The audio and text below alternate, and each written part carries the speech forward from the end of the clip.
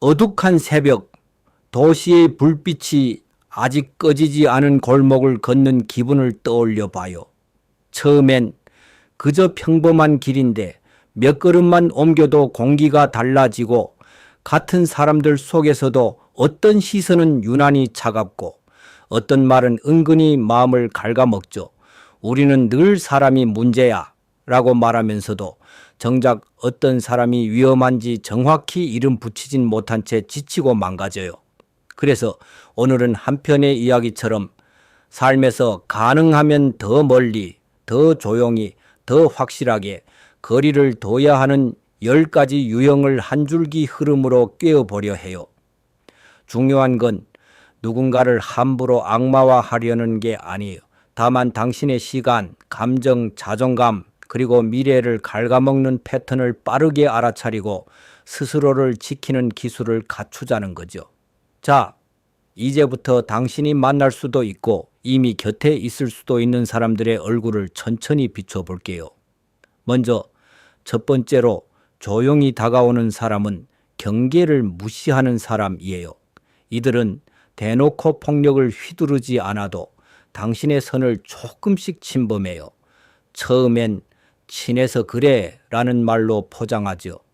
연락을 쉬고 싶다는데도 밤새 메시지를 보내고 거절했는데도 한 번만을 10번 반복하고 개인적인 얘기를 꺼리는데도 왜 그렇게 숨겨? 라며 캐묻고 당신의 물건이나 시간을 당연하다는 듯 사용해요. 이상한 점은 이런 침범이 한 번에 크게 오지 않는다는 거예요. 아주 작은 테스트로 시작해요. 당신이 불편하다고 말하면 예민한 애로 눌러버리고 웃으며 넘기면 오케이, 이 정도는 괜찮네 하고 다음 선을 넘어오죠. 경계를 무시하는 사람 곁에 오래 있으면 어떤 일이 생길까요? 당신은 점점 내가 불편해하는 게 이상한가?를 고민하게 돼요. 그러다 어느 순간 불편함을 말하는 능력 자체가 마비돼요. 마음속 경보가 울리는데도 괜찮아, 내가 참으면 돼가 자동으로 튀어나오죠. 이때부터 관계는 관계가 아니라 점령이 돼요. 해결은 간단하면서도 어렵습니다. 안 된다를 짧고 단호하게 말하고 설명을 길게 붙이지 마세요. 설명이 길어질수록 협상의 여지가 생기고 그들은 그 틈으로 들어오거든요. 그리고 당신이 안 된다를 말했을 때 그 사람이 보이는 반응을 보세요. 존중하면 안전한 사람일 가능성이 높고 비웃거나 화내거나 벌주듯 무시하면 그건 이미 답이 나온 거예요. 가능하면 더 멀리 가야 합니다. 두 번째는 항상 피해자인 사람이에요. 이 유형은 겉으로는 불쌍해 보일 수 있어요. 세상이 나만 괴롭힌다. 나는 늘 오해받는다. 내 주변엔 나쁜 사람뿐이다. 왜 내 인생은 이렇게 꼬이냐. 이런 말이 입에 붙어 있죠. 문제는 이들의 이야기가 사실일 때도 있지만 패턴이 반복된다는 거예요. 어디를 가도 누군가가 자신을 괴롭혔고 어떤 일을 해도 자신은 억울했고 관계는 늘 자신이 상처받는 결말로 끝나요. 그럼 당신은 자연스럽게 내가 이 사람 편이 되어줘야겠다는 마음이 들어요. 그런데 시간이 지나면 묘한 일이 벌어져요. 당신이 위로해주고 도와주고 함께 분노해줬는데도 이 사람은 변하지 않아요. 오히려 더 많은 위로를 요구하고 더 많은 관심을 요구하고 더 많은 편을 요구해요. 그리고 당신이 지치거나 어느 순간 혹시 당신도 책임이 있지 않을까? 라고 조심스레 말하면 당신이 가해자가 됩니다. 너마저 나를 탓해? 라는 말로 당신을 죄인으로 만들죠. 피해자 역할이 강력한 이유는 책임을 회피하게 해주기 때문이에요. 책임이 없으니 변화도 없고 변화가 없으니 상황은 계속 반복돼요. 당신이 계속 그 곁에 있으면 어떻게 될까요? 감정 노동이 끝없이 늘어나요. 당신의 삶이 그 사람의 억울함을 증명하는 법정이 되어버리고 당신은 변호사처럼 증인처럼 때론 치료사처럼 매일매일 에너지를 태워요. 그러다가 결국 당신도 지쳐 쓰러지고 그 사람은 또 다른 누군가에게로 가서 저 사람도 날 버렸어를 말하겠죠. 이 유형과는 연민과 거리를 동시에 가져야 해요. 도와주되 구해주려 하지 말 것.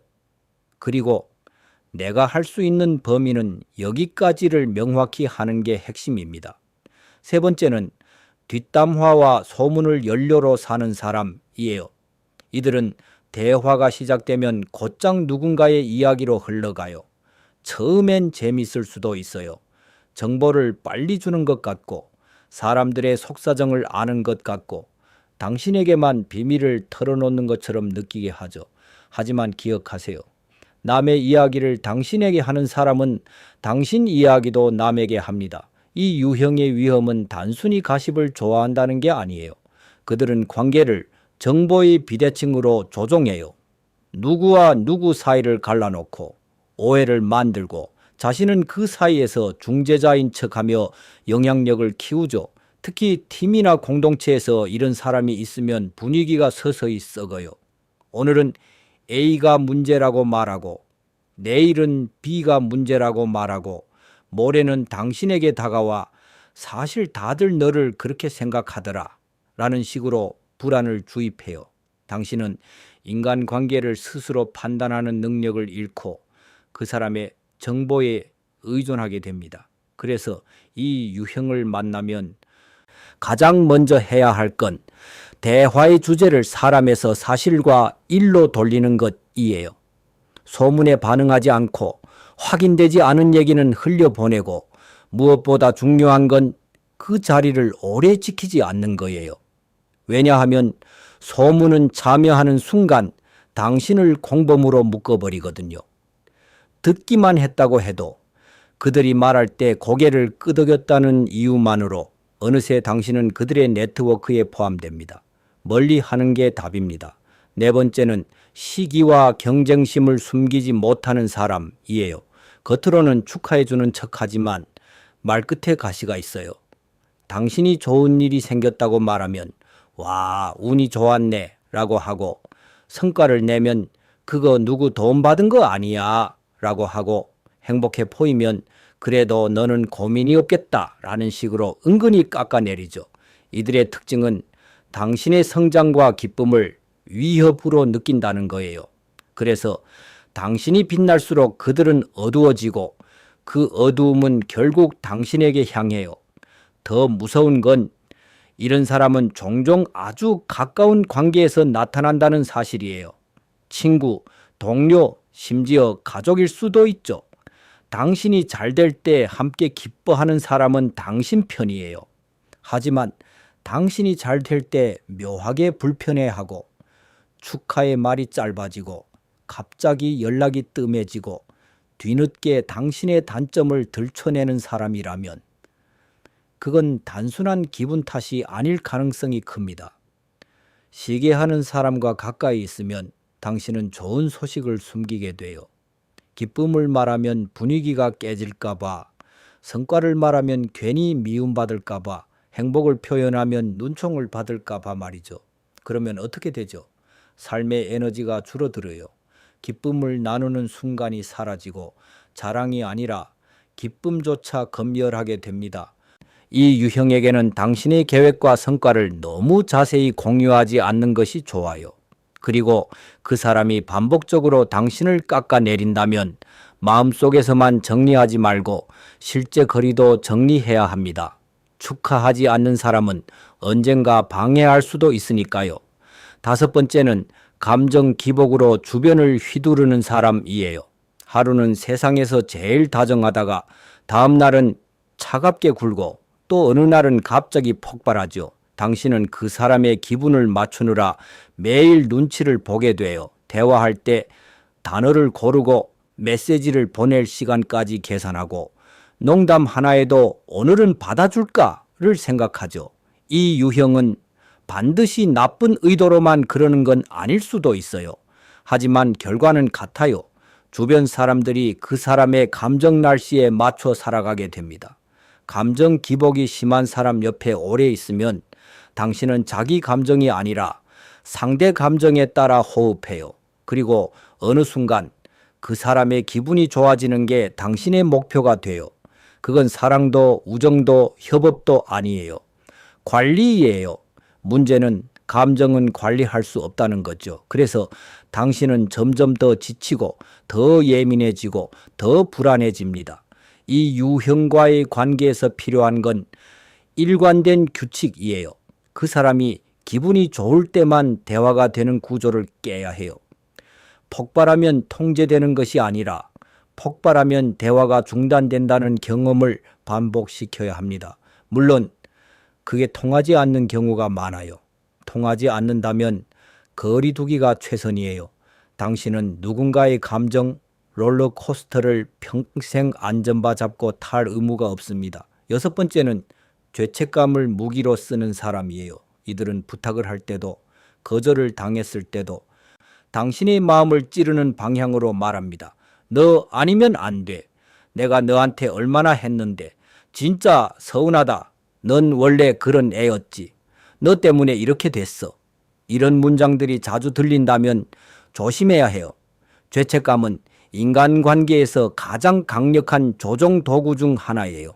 왜냐하면 착한 사람일수록 책임감 있는 사람일수록 이 무기에 잘 걸리거든요. 처음엔 이번만 도와주자라고 생각합니다. 그런데 이번이 10번이 되고 20번이 돼요. 당신의 시간과 자원이 줄어들수록 그들은 더 크게 요구합니다. 그리고 어느 순간 당신이 한계를 말하면 네가 변했다. 너는 차갑다. 라는 말로 다시 찌르죠. 이 유형과는 거절을 연습해야 합니다.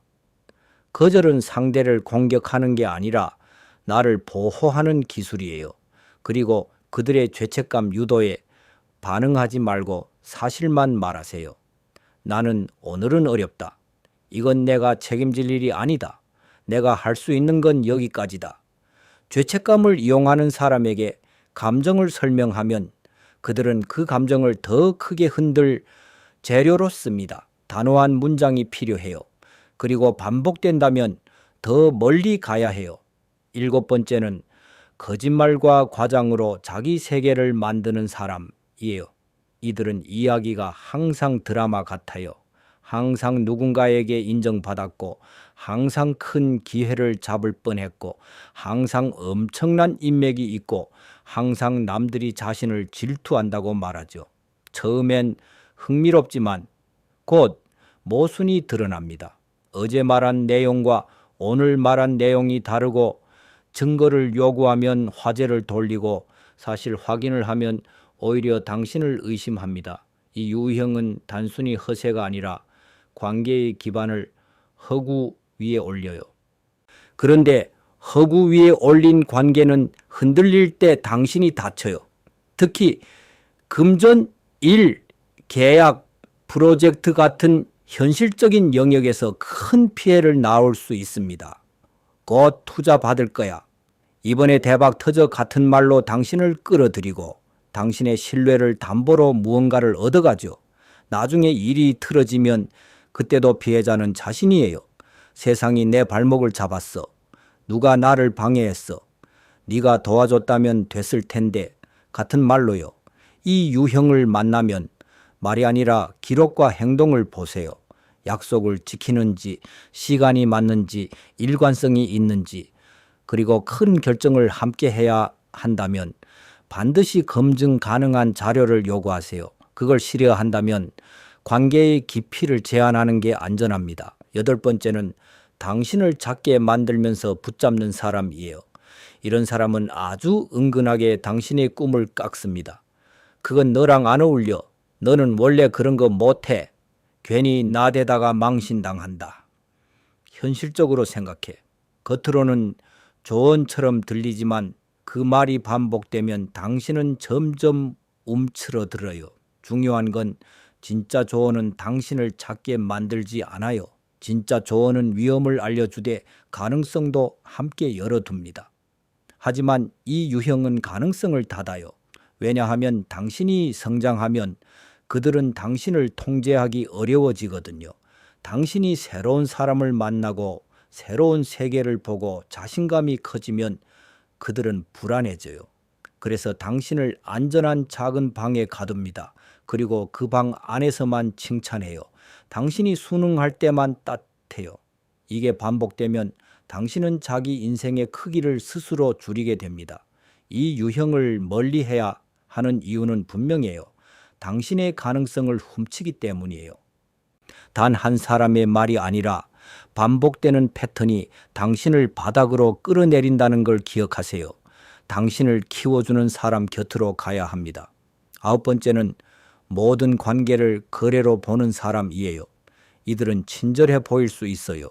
먼저 도와주고 선물도 하고 소개도 해주죠. 그런데 어느 순간부터 그 친절에는 청구서가 붙습니다. 그때 내가 너 도와줬잖아. 이 정도는 해줘야지. 내가 널 챙겨줬는데. 친절이 빚으로 바뀌는 순간 관계는 자유를 잃어요. 이런 사람과 있으면 당신은 도움을 받을 때마다 불안해집니다. 나중에 뭘 요구할까? 그리고 실제로 그들은 요구해요.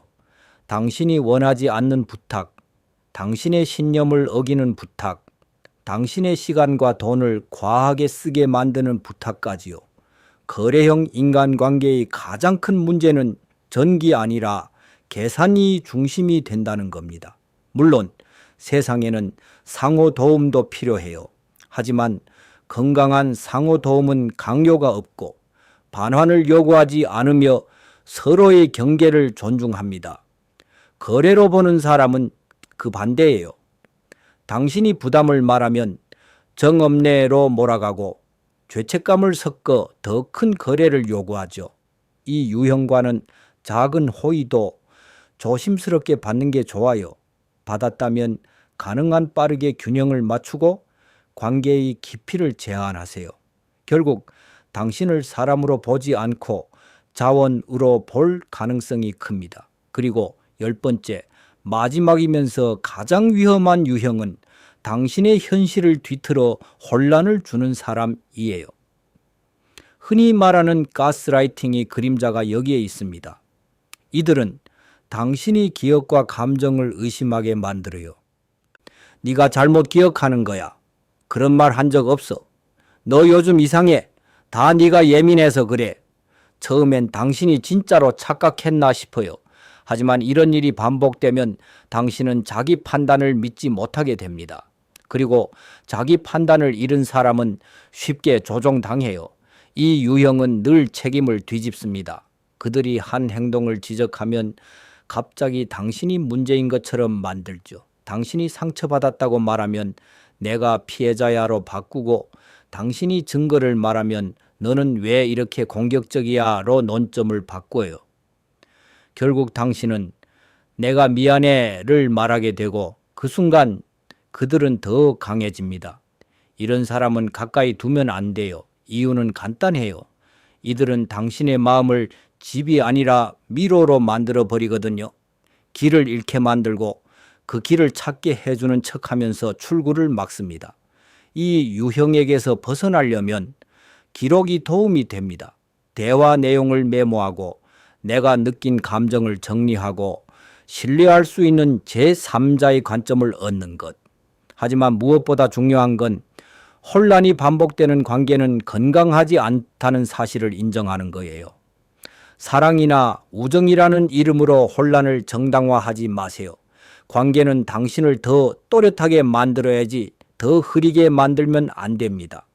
이 10가지 유형을 듣고 나면 어떤 사람의 얼굴이 떠오를 수도 있고 혹시 나도 저런 면이 있나? 라는 생각이 들 수도 있어요. 괜찮아요. 중요한 건 낙인이 아니라 패턴의 인식이에요. 우리는 모두 실수할 수 있지만 반복적으로 타인의 경계를 침범하고 책임을 회피하고 관계를 조종하고 사람을 소모품처럼 쓰는 패턴은 분명히 위험합니다. 그리고 더 중요한 사실 하나는 이런 사람들은 보통 처음부터 괴물처럼 나타나지 않는다는 거예요. 친절하게 시작하고 가깝게 다가오고 당신의 약점을 빠르게 파악하고 나는 너 편이야 같은 말로 문을 열죠. 그래서 우리는 더 쉽게 걸려들어요. 하지만 오늘 이야기의 목적은 공포가 아니라 당신이 더 빨리 알아차리고 더 덜 다치게 하는 거예요. 당신의 삶은 당신의 것이고 당신의 마음은 당신이 지켜야 합니다. 누군가를 미워할 필요는 없어요. 다만 멀리 가야 할 때 망설이지 않는 용기가 필요합니다. 가까이 있을수록 소모되는 관계라면 그건 사랑이 아니라 손실이고 우정이 아니라 습관이며 협업이 아니라 착취일 수 있으니까요. 여기까지의 흐름을 이어서 다음 구간에서는 이 10가지 유형을 실제 일상 장면 속에서 더 생생하게 겪는 방식으로 풀어내고 어떻게 거리두기를 시작할지, 끊어내는 말의 기술, 죄책감 없이 관계를 정리하는 방법까지 자연스럽게 이어서 계속 이야기할게요. 계속 이어서 써도 될까요? 계속이라고 말해주면 다음 흐름으로 바로 이어가겠습니다. 좋아요. 그 흐름 그대로 이어갈게요. 당신이 지금까지 들은 10가지 유형은 이론처럼 보일 수 있지만 사실은 우리가 매일 마주치는 장면 속에서 아주 현실적으로 몸을 드러냅니다. 그리고 그 장면들은 대부분 큰 사건이 아니라 사소한 말 한마디, 작은 표정, 반복되는 패턴에서 시작돼요. 그래서 이 다음 이야기는 당신이 마치 카메라를 들고 사람들 사이를 천천히 걸어가듯 장면을 따라가며 아, 이게 그거였구나 하고 알아차릴 수 있게 만들 거예요. 그렇게 알아차리는 순간 당신은 더 이상 휘둘리지 않게 됩니다. 왜냐하면 조종은 모르는 사람에게만 통하거든요. 누군가가 당신의 경계를 무시할 때 가장 흔한 장면은 이런 거예요. 당신이 피곤해서 쉬고 싶다고 말했는데도 상대는 계속 전화를 걸고 잠깐만 진짜 중요한 얘기야 라고 해요. 그런데 그 중요한 얘기는 대부분 그 사람의 감정 배출이거나 그 사람의 심심함을 채우는 일이죠. 당신은 처음엔 그래 한 번만 들어주자 하다가 그게 습관이 됩니다. 그 습관은 당신의 일상을 조금씩 잠식해요. 밤에 휴식이 깨지고 다음 날의 컨디션이 무너지고 결국 당신은 자기 삶의 리듬을 잃어요. 여기서 핵심은 상대가 당신을 미워해서가 아니라 당연하게 여기기 때문이라는 거예요. 경계를 무시하는 사람은 아기보다 권리의식이 강해요. 그래서 그들에게는 길고 친절한 설명이 아니라 짧은 문장과 행동의 일치가 필요합니다. 오늘은 어렵다 라고 말했으면 그 다음 메시지에는 답하지 않는 거예요. 주말엔 쉬고 싶다 코 말했으면 주말에 불려나가지 않는 거예요. 우리는 말로만 경계를 세우고 행동으로 무너뜨리기 쉬운데 그 순간 상대는 배웁니다. 말은 하지만 결국 해준다. 그래서 당신이 기억해야 할 건 경계는 말이 아니라 반복되는 행동으로 완성된다는 사실이에요. 그리고 늘 피해자인 사람은 당신을 정서적 구조대로 만들어요. 처음엔 당신이 영웅처럼 느껴질 수 있어요. 당신의 위로가 누군가를 살리는 것 같고 당신의 공감이 누군가를 세우는 것 같죠. 하지만 시간이 지나면 그 사람의 이야기는 변하지 않고 당신만 변합니다. 당신의 감정이 점점 달아가요. 어느 날은 당신이 좋은 일이 있었는데도 말하지 못해요. 왜냐하면 그 사람의 불행 앞에서 당신의 행복이 죄처럼 느껴지거든요. 이게 정말 무서운 지점이에요. 당신이 누군가의 불행의 무대를 유지하기 위해 스스로의 삶을 검열하기 시작한다는 것. 피해자 역할에 갇힌 사람은 종종 무의식적으로 주변 사람들을 끌어들여요. 자기 불행이 사실이라는 걸 증명해 줄 증인이 필요하니까요. 당신이 그 증인이 되는 순간 당신은 그 사람의 서사에 갇혀요. 그러니 이럴 땐 마음속에 이 문장을 새겨야 해요. 나는 공감할 수 있지만 책임질 수는 없다. 공감은 당신의 몫일 수 있지만 변화는 그 사람의 몫입니다. 변화 없이 반복되는 불행을 매번 떠안는다면 그건 공감이 아니라 소진이에요. 뒷담화와 소문을 연료로 사는 사람은 더 교묘합니다. 이들은 대화의 시작을 아주 달콤하게 만들어요. 너한테만 말하는 건데 이 말은 사실상 함정의 문이에요. 당신에게 특별한 지위를 준 것처럼 느끼게 하죠. 그런데 특별함의 대가는 뭘까요? 침묵의 의무, 그리고 공범의 표식입니다. 어느 순간부터 당신은 그 사람과 대화할 때마다 누군가의 이름이 등장하는 걸 눈치채요. 그리고 그 이름은 매번 바뀌죠. 중요한 건 소문을 말하는 사람의 목표가 진실이 아니라 흔들기라는 점이에요. 진실을 원한다면 확인하고 조심스럽게 말하고 당사자에게도 책임 있게 접근하겠죠. 하지만 이 유형은 그렇게 하지 않아요. 불확실한 말들을 섞어 공기를 흐리고 그 흐림 속에서 자신만 선명해지려 합니다. 그래서 당신이 할 수 있는 최고의 대응은 이야기를 듣지 않는 것이 아니라 반응을 주지 않는 것이에요. 그렇구나. 같은 중립적 문장으로 짧게 끝내고 더 묻지 말고 판단하지 말고 다른 주제로 돌리는 것. 상대는 반응을 먹고 자라요. 당신의 놀람, 분노, 동조, 호기심이 그들의 연료입니다. 연료를 끊으면 불은 꺼져요. 그리고 불이 꺼진 자리에서 당신의 평온이 돌아옵니다. 시기와 경쟁심을 숨기지 못하는 사람을 만나면 장면은 이렇게 흘러가요. 당신이 무언가를 이뤘다고 말했을 때 상대는 축하를 하면서도 표정이 살짝 굳어요. 말은 대단하다인데 눈은 불편하다라고 말하죠. 그리고 시간이 조금 지나면 당신의 성과를 우연이나 운으로 줄이는 말이 따라와요. 이때 많은 사람들이 이렇게 생각합니다. 그냥 질투할 수도 있지. 맞아요. 사람은 질투할 수 있어요. 하지만 문제는 질투 자체가 아니라 질투가 관계를 공격하는 방식으로 나타날 때예요. 당신이 잘 될 때마다 상대가 작아지는 사람이 아니라 당신을 작게 만들어서 자신이 편해지려는 사람이면 위험합니다. 시기하는 사람은 때로 당신의 주변에서 은근한 발목을 잡아요. 당신의 기회를 폄하하고 뒤에서 평판을 흔들고 당신이 열심히 하는 모습을 유난이라고 조롱하죠. 그럴 때 당신은 두 가지 선택지 앞에 서게 됩니다. 그 사람의 기분을 맞추기 위해 속도를 줄이거나 그 사람과의 거리를 조정하면서 계속 나아가거나 당신의 인생은 속도를 줄이기 위해 존재하지 않아요. 그러니 두 번째를 선택해야 합니다. 친밀함은 함께 기뻐할 수 있는 능력에서 자라납니다. 그 능력이 없는 사람에게 친밀함을 주면 당신이 다쳐내려 감정 기복으로 주변을 휘두르는 사람은 당신을 늘 기상예보 속에 살게 합니다.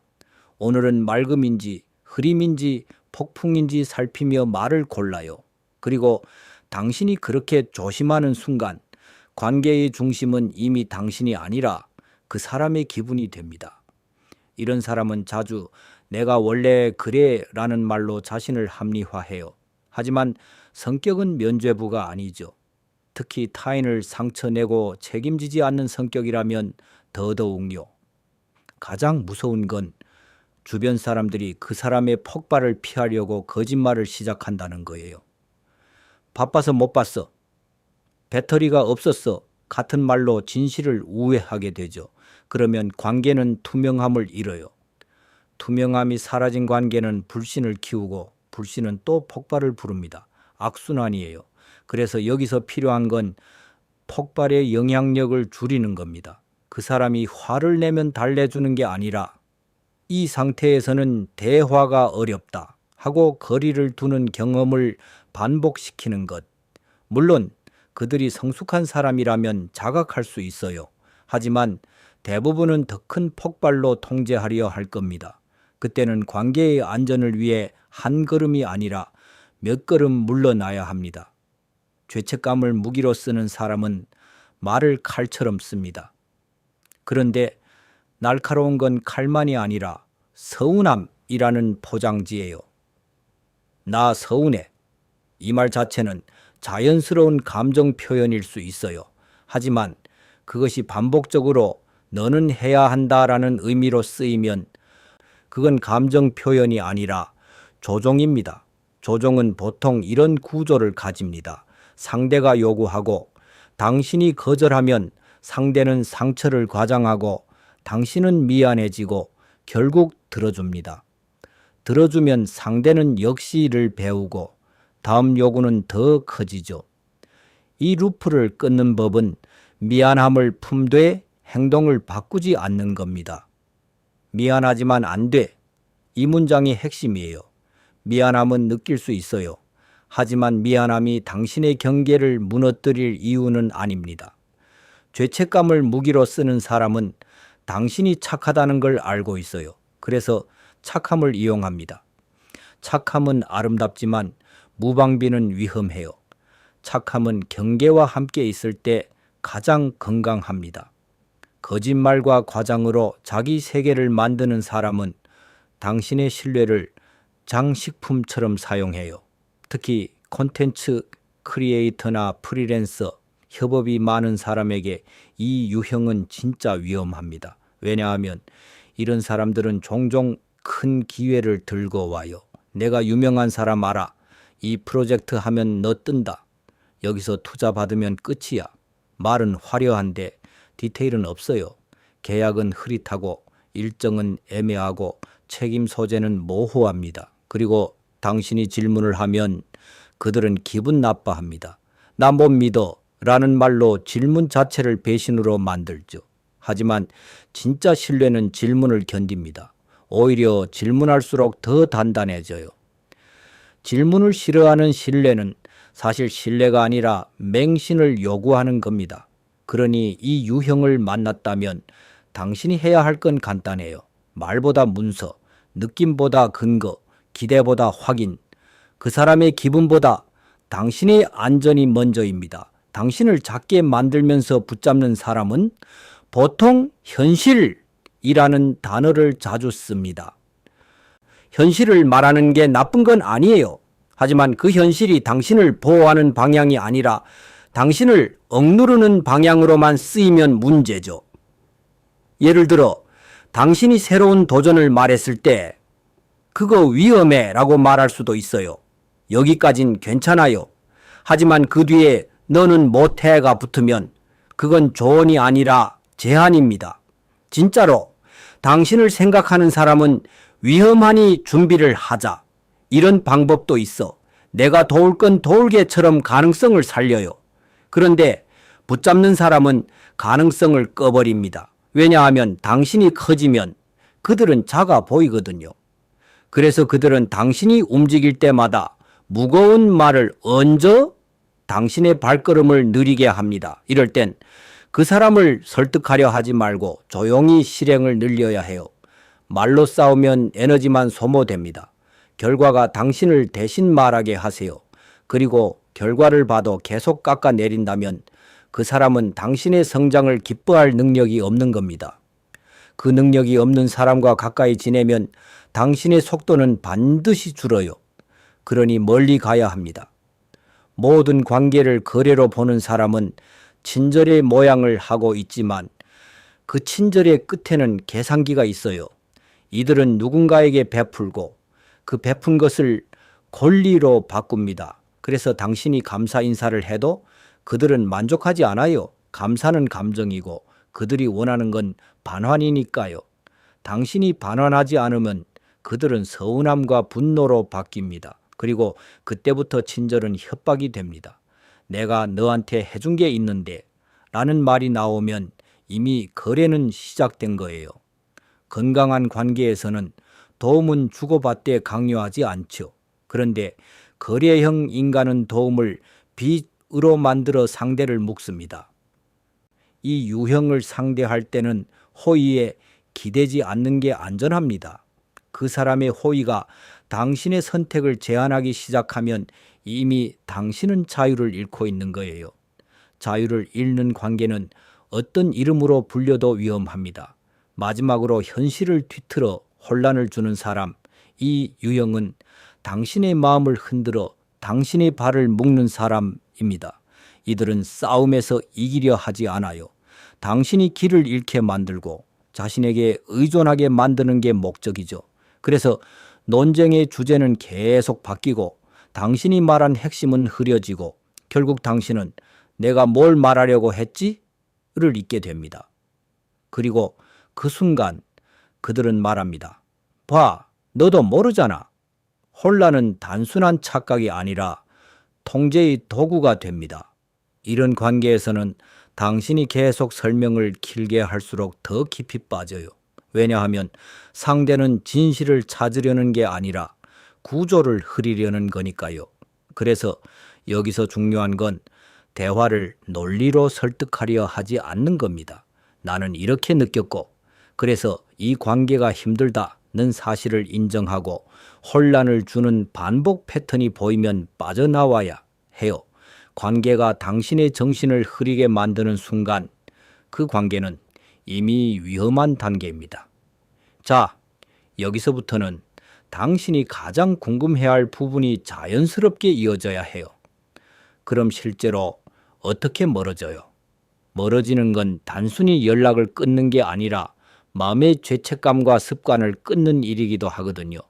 많은 사람들이 관계를 정리하지 못하는 이유는 정 때문만이 아니에요. 두려움 때문이에요.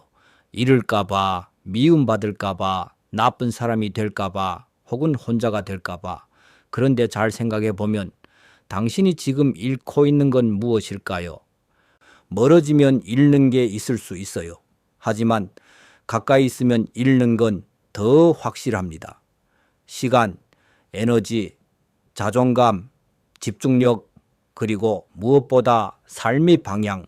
우리는 종종 잃을지도 모르는 것을 두려워하다가 이미 잃고 있는 것들을 보지 못해요. 그래서 거리두기에는 단계가 필요합니다. 첫 단계는 감정이 아니라 사실을 기준으로 보기예요. 예를 들어 그 사람은 나쁜 사람이야 라고 단정하기보다 나는 이 관계에서 반복적으로 지치고 불안해진다를 확인하는 거죠. 두 번째 단계는 작은 거절을 연습하기입니다. 갑자기 완전히 끊어내려 하면 반발도 크고 죄책감도 커요. 그래서 작은 거절부터 시작합니다. 답장 늦게 하기, 부탁을 한번 거절하기, 만남 빈도 줄이기, 대화의 깊이 제한하기. 세 번째 단계는 경계가 흔들릴 때 돌아올 문장을 준비하기예요.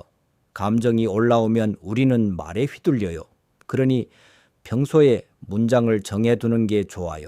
지금은 어렵습니다. 그건 제가 할 수 있는 범위가 아닙니다. 이 주제는 더 이야기하고 싶지 않습니다. 네 번째 단계는 죄책감이 올라올 때 죄책감을 그대로 두기입니다. 죄책감은 사라질 때까지 기다리는 게 아니라 느끼면서도 행동을 바꾸지 않는 연습이 필요해요. 죄책감은 파도처럼 올라왔다가 내려가요. 그런데 그 파도가 무서워서 매번 행동을 바꾸면 파도는 점점 더 커집니다. 다섯 번째 단계는 대체 관계와 대체 습관을 만들기예요. 사람을 비우면 공백이 생겨요. 그 공백을 건강한 사람, 건강한 루틴, 건강한 목표로 채우지 않으면 우리는 다시 익숙한 독성으로 돌아가려 합니다. 그래서 거리를 두는 동시에 당신을 살리는 곳으로 걸어가야 해요. 그리고 아주 현실적인 말의 기술이 필요합니다. 많은 사람이 상대가 상처받을까 봐 정리를 미루는데요. 사실 관계를 질질 끌수록 상처는 더 커져요. 말은 짧고 명확하고 반복 가능해야 합니다. 나는 요즘 내 시간을 정리하고 있어서 이전처럼 자주 보기 어려워. 내게는 휴식이 필요해서 당분간 연락을 줄일게. 이 부탁은 어렵다. 나는 이런 방식의 대화가 힘들어서 여기서 마치겠다. 이런 문장들은 차갑지 않아요. 성숙해요. 상대가 화를 내거나 죄책감을 유도해도 같은 문장을 반복하는 게 중요합니다. 논쟁하지 말고 설득하지 말고 결정을 전달하는 겁니다. 독성 유형들은 당신을 대화로 끌어들여요. 왜냐하면 대화는 흔들 수 있지만 결정은 흔들기 어렵거든요. 당신이 흔들릴수록 그들은 더 말하고 더 압박하고 더 조종합니다. 그러니 당신의 언어를 설명에서 결정으로 바꾸세요. 그 다음에는 끊어내는 과정에서 흔히 생기는 역풍이 있어요. 특히 죄책감을 무기로 쓰는 사람, 감정 기복으로 휘두르는 사람, 현실을 뒤틀어 혼란을 주는 사람은 당신이 멀어지려 할 때 더 강하게 붙잡습니다. 갑자기 달콤해지기도 하고, 갑자기 불쌍해지기도 하고, 갑자기 분노하기도 해요. 이걸 흔히 변화로 착각하기 쉽습니다. 아, 나를 잃을까봐 변하나 보다. 그런데 여기서 조심해야 해요. 진짜 변화는 시간이 필요하고 일관성이 필요하고 책임을 동반합니다. 며칠 달콤했다가 다시 돌아오면 그건 변화가 아니라 전술일 가능성이 큽니다. 당신을 다시 원래 자리로 끌어오기 위한 전술. 그래서 이 역풍 구간을 버티는 게 중요해요. 역풍은 보통 세게 불지만 오래 가지 않습니다. 당신이 흔들리지 않으면 상대는 다른 타깃을 찾거나 다른 방식으로 움직이게 돼요. 그때 당신은 한숨을 쉬면서도 깨닫습니다. 아, 내가 그동안 얼마나 붙잡혀 있었는지. 좋아. 이제부터는 끊기 어려운 관계라는 현실적인 벽을 그대로 인정한 채로 그 안에서 어떻게 살아남고 어떻게 흔들리지 않을지를 이야기 흐름처럼 이어갈게요. 누군가를 멀리하라고 말하는 건 쉬워요. 하지만 세상은 그렇게 단순하지 않죠. 직장에서는 매일 얼굴을 봐야 하고 가족은 같은 식탁에 앉아야 할 때가 있고 오래된 친구는 추억이 발목을 잡고 협업 파트너는 돈과 일정이 얽혀 있어요. 그래서 여기서 필요한 건 단절만이 아니라 안전한 거리입니다. 가까이 있을수록 다치는데 완전히 떠날 수 없다면 최소한 덜 다치는 구조를 만드는 것. 그게 오늘 이 흐름의 핵심이에요.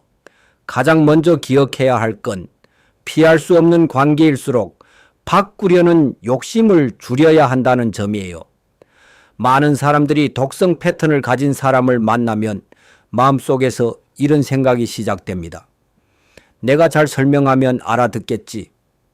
내가 더 성숙하게 대하면 저 사람도 변하겠지. 내가 참으면 언젠간 좋아지겠지. 그런데 이런 기대는 때로 당신을 더 깊은 수렁으로 끌어당겨요. 왜냐하면 상대가 변하지 않을 때마다 당신은 자기 자신을 탓하게 되거든요. 내가 말이 부족했나? 내가 너무 날카로웠나? 내가 더 잘했어야 했나? 그리고 그 순간 문제의 중심은 상대의 패턴이 아니라 당신의 부족함으로 바뀌죠. 이건 위험합니다. 그래서 피할 수 없는 관계에서 첫 번째 원칙은 이것이에요. 변화의 목표를 상대에게서 내게로 옮긴다. 상대를 바꾸려 하기보다 내가 반응하는 방식을 바꾸는 것, 내 시간을 지키고 내 감정을 지키고 내 선택을 지키는 방식으로요. 그 다음으로 필요한 건 대화의 프레임을 바꾸는 기술이에요. 독성 유형들은 대화의 프레임을 장악하려 합니다. 예를 들어 죄책감을 무기로 쓰는 사람은 프레임을 이렇게 잡아요. 네가 나를 사랑한다면 해줘야지. 이 말 속에 숨어있는 프레임은 사랑 증명 시험이에요.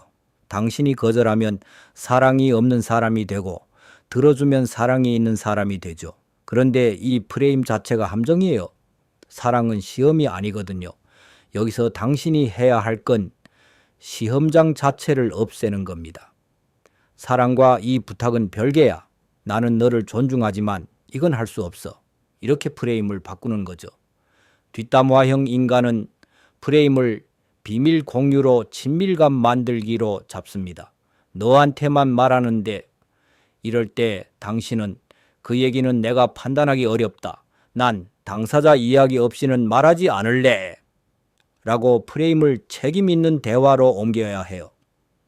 감정 기복형 인간은 프레임을 내 기분에 맞춰라로 잡습니다. 당신이 맞추지 않으면 공격이 오죠. 그럴 땐 감정이 가라앉으면 이야기하자. 지금은 여기서 마칠게. 라고 프레임을 대화 가능한 상태에서만 소통으로 바꿔야 합니다. 현실을 뒤틀어 혼란을 주는 사람은 프레임을 네가 문제야로 잡아요. 당신의 기억을 공격하고 감정을 무시하고 결국 당신이 자기 자신을 의심하게 만들죠. 그럴 때는 누가 옳은지 싸우는 게 아니라 나는 이 방식이 힘들다로 프레임을 진실 공방에서 내 안전으로 이동시켜야 해요. 독성 대화는 대부분 옳고 그름 싸움으로 당신을 끌어들이고 그 싸움에서 당신을 지치게 만듭니다. 하지만 당신의 목표는 승리가 아니라 생존이에요. 생존은 프레임을 바꾸는 순간 시작됩니다. 여기서 아주 실전적인 장면을 하나 떠올려 볼게요. 가족 모임에서 늘 당신을 작게 만드는 사람이 있어요. 너는 왜 아직도 그 정도야? 그걸로 먹고 살겠어. 너는 옛날부터 끈기가 없어. 이런 말이 밥처럼 날아오죠. 당신은 그 말에 반응하면 싸움이 되고 반응하지 않으면 속이 문드러집니다. 이럴 때 필요한 건 긴 설득이 아니라 짧은 차단이에요. 그 얘기는 듣기 힘들어. 그런 말은 하지 말아줘. 그리고 바로 화제를 돌리거나 자리를 이동하세요. 중요한 건 말해놓고 그 자리에 계속 앉아있지 않는 것입니다. 자리를 지키면 상대는 계속 던지고 당신은 계속 맞아요. 여기서 이동은 도망이 아니라 선택이에요.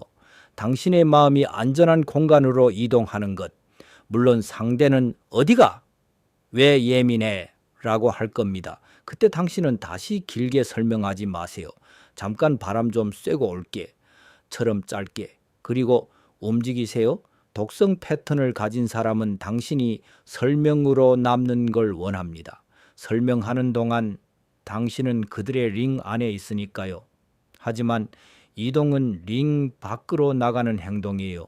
말보다 강합니다. 직장에서는 더 복잡해요. 상사는 피할 수 없고 동료는 매일 만나고 협업은 결과가 생명이죠.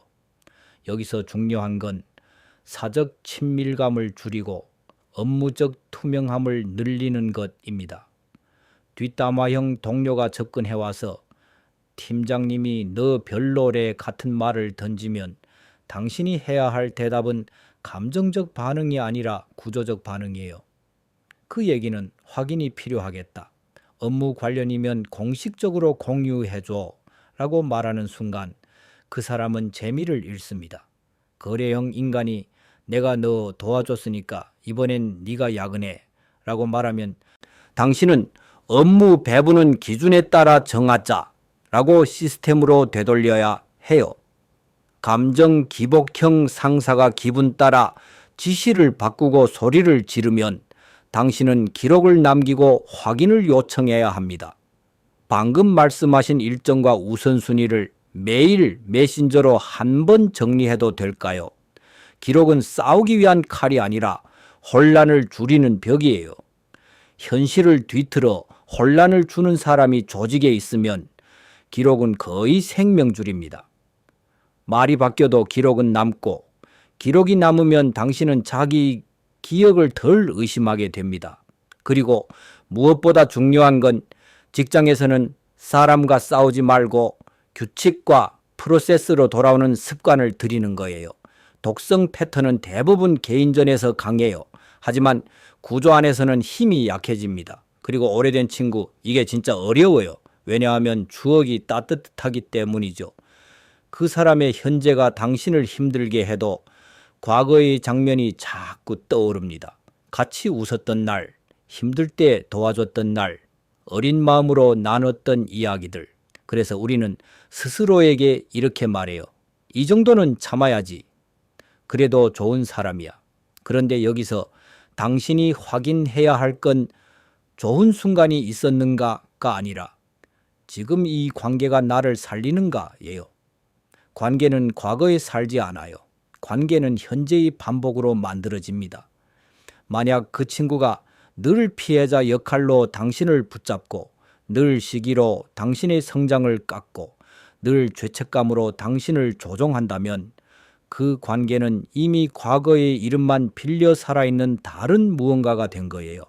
이럴 때 안전한 거리는 관계를 완전히 끊기보다 접촉 빈도와 깊이를 조절하는 것에서 시작합니다.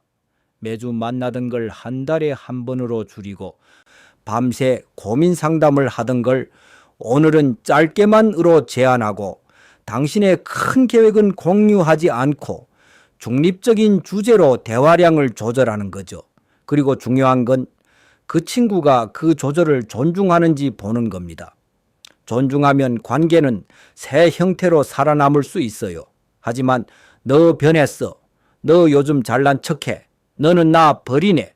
같은 말로 당신을 붙잡으려 한다면 그건 우정이 아니라 의존이고 그 의존은 당신을 소모시킵니다. 안전한 거리는 상대의 반응을 통해 더 길어지거나 더 짧아져야 해요. 당신만 참고 당신만 조절하는 관계는 오래 못 갑니다. 이제 사람들을 멀리할 때 가장 크게 붙잡는 감정이 하나 있어요. 죄책감. 특히 동양 문화권에서 그리고 가족 중심의 관계에서 죄책감은 너무 자연스럽게 주입되죠. 참아야 사람이야. 가족인데 어쩌겠어. 친구끼리 그 정도도 못해? 이런 말들이 우리를 묶습니다. 그런데 여기서 하나 아주 중요한 질문을 던져야 해요.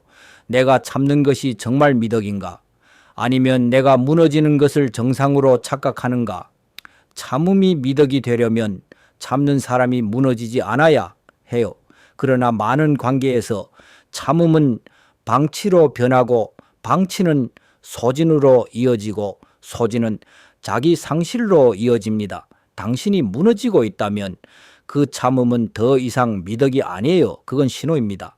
당신이 스스로를 지켜야 한다는 신호. 그래서 죄책감 없이 관계를 정리하는 핵심은 마음속 정의를 바꾸는 거예요. 많은 사람들은 좋은 사람이 되기 위해 다 해주려 합니다.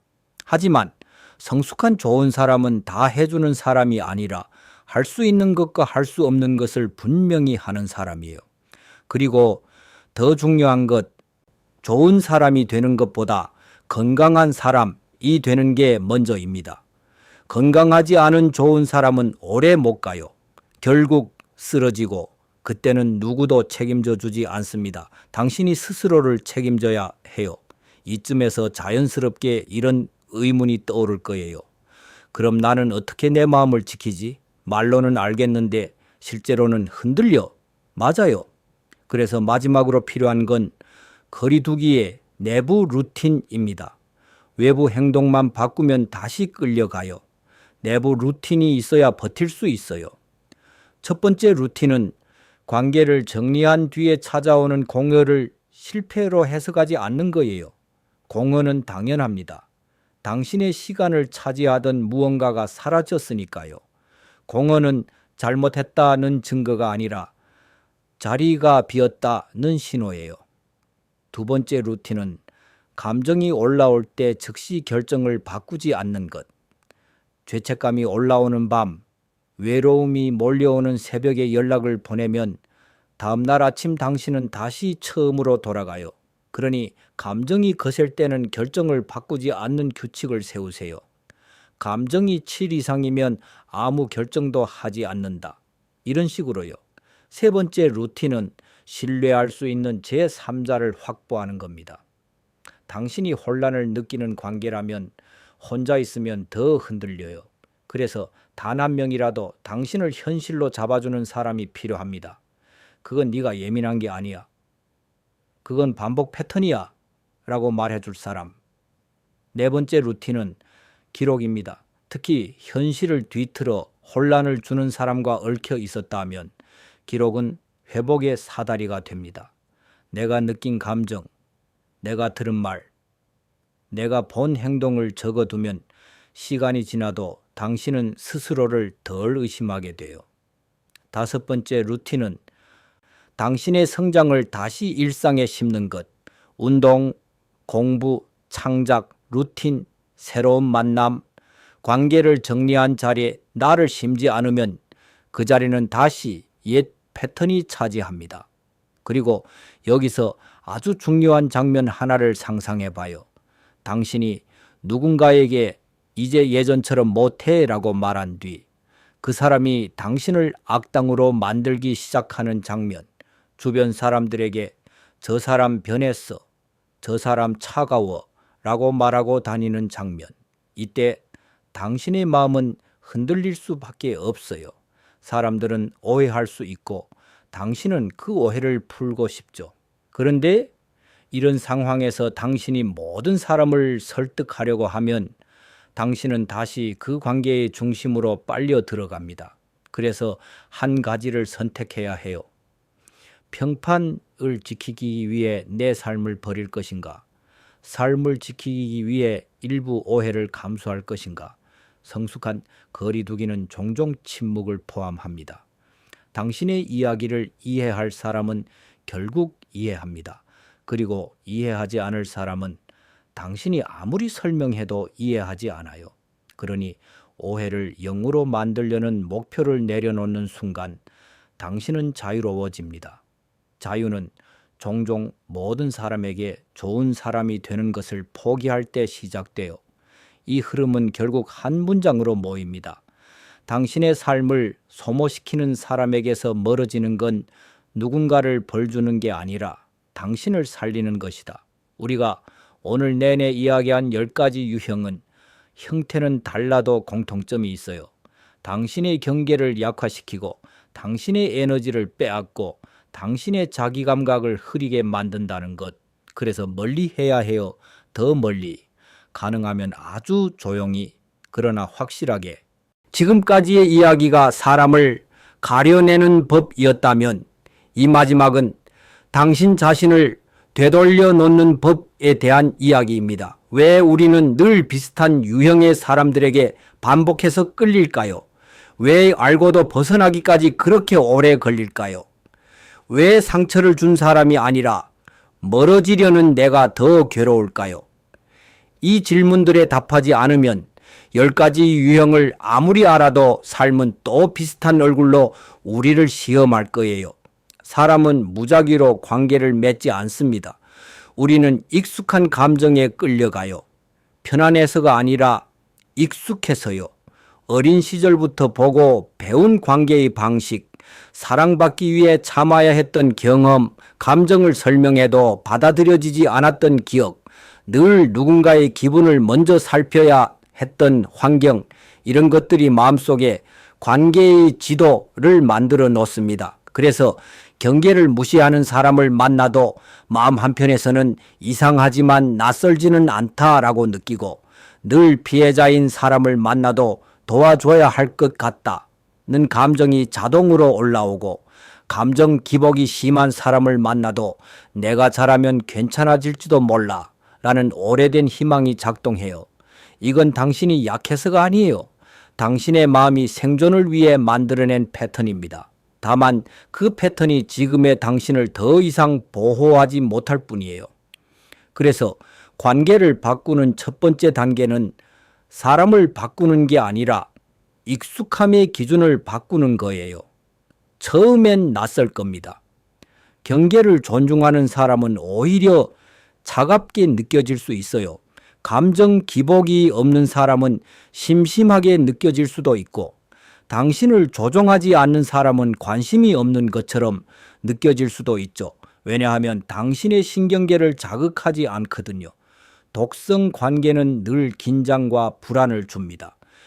그 긴장에 익숙해진 사람은 평온을 공허로 착각하기도 해요. 하지만 시간이 지나면 알게 됩니다. 불안이 없는 관계에서 호흡이 깊어지고 몸이 느슨해지고 생각이 또렷해진다는 걸, 이게 정상입니다. 당신이 이상한 게 아니라 그동안 너무 긴장 속에 살았던 거예요. 이제 당신의 시선을 피해야 할 사람에서 가까이 해야 할 사람으로 옮겨봅시다.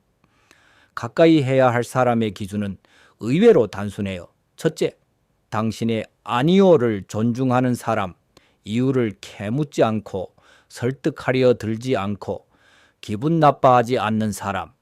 둘째, 당신의 기쁨에 진심으로 기뻐하는 사람, 비교하지 않고 깎아내리지 않고 운으로 치부하지 않는 사람.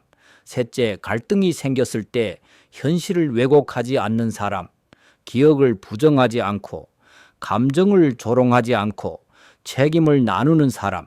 넷째, 말과 행동이 일치하는 사람. 다섯째, 당신이 그 사람 앞에서 설명하지 않아도 되는 사람, 이런 사람과 있으면 관계는 에너지를 빼앗지 않고 오히려 회복시켜 줍니다. 이 기준을 마음에 두고 사람을 바라보면 10가지 유형은 자연스럽게 걸러지기 시작해요. 그리고 아주 중요한 사실 하나, 당신이 멀어지기로 선택한 사람들은 당신 인생의 실패작이 아닙니다. 그 관계는 끝난 것이 아니라 역할을 다한 것이에요. 어떤 관계는 당신에게 교훈을 주기 위해 나타났고, 어떤 관계는 당신의 경계를 시험하기 위해 왔고, 어떤 관계는 당신이 스스로를 얼마나 소중히 여기는지 묻기 위해 존재했습니다. 그 역할이 끝났다면 보내주는 게 자연스러운 흐름이에요. 붙잡고 있는 건 사랑이 아니라 미련과 두려움일 가능성이 큽니다. 이제 마지막으로 당신이 이 영상을 끄고 일상으로 돌아갔을 때 기억해야 할 장면 하나를 남기고 싶어요. 누군가와 대화한 뒤 집에 돌아와서 갑자기 이유 없이 지치고 마음이 무거워지고 스스로를 탓하고 있다면 그건 중요한 신호입니다. 관계는 완벽하지 않아도 되지만 반복적으로 당신을 작게 만들어서는 안 돼요. 반복적으로 혼란을 줘서도 안 되고 반복적으로 죄책감을 안겨서도 안 됩니다. 사람은 완벽하지 않지만 패턴은 분명합니다. 그리고 그 패턴을 알아차리는 순간 당신은 선택할 수 있는 위치로 이동합니다.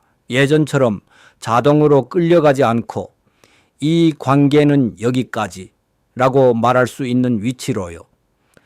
10가지 유형을 다시 떠올려 봐도 좋아요.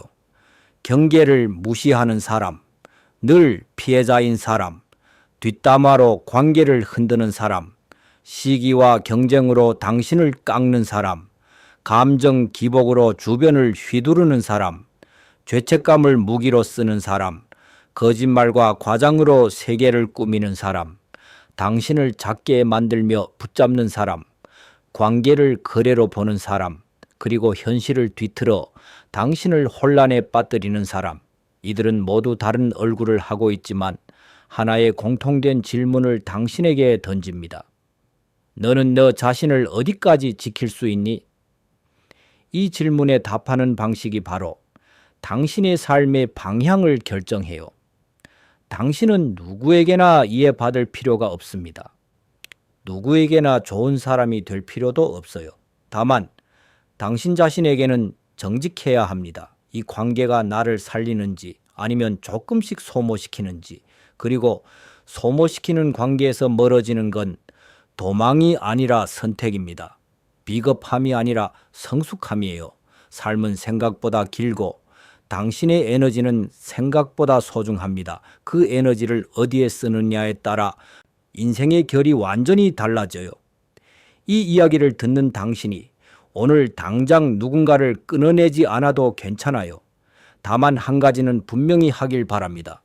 다음번에 같은 패턴이 보일 때 예전처럼 스스로를 속이지 않겠다는 약속, 괜찮아질 거야로 덮지 않고 내가 예민한가로 지우지 않고 이번만이야로 미루지 않겠다는 약속, 그 약속 하나만으로도 당신은 이미 이전의 당신보다 한 걸음 앞에 있습니다.